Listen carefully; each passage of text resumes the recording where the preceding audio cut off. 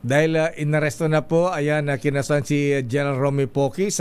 Alam po natin na siya po ay leader ng UPI, yung United People's Initiative.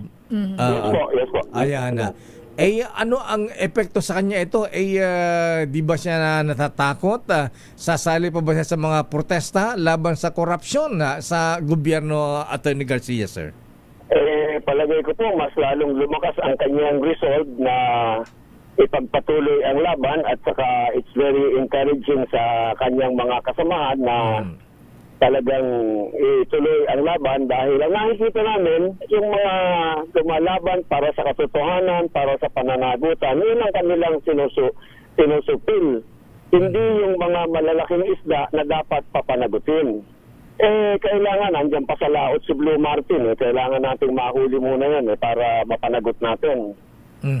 Ayan. Oo. So, balita dahil wala pang nakulong na malaking isda, ayan, sabi nga magpapatuloy na po yung mga protesta at ang pinaghahandaan ay sa anniversary ng People Power Revolution anniversary, Attorney? Meron po kaming pinaghahandaan. Maganda po yung aming mga gustong gawin para yung sa aspeto ng pananagutan.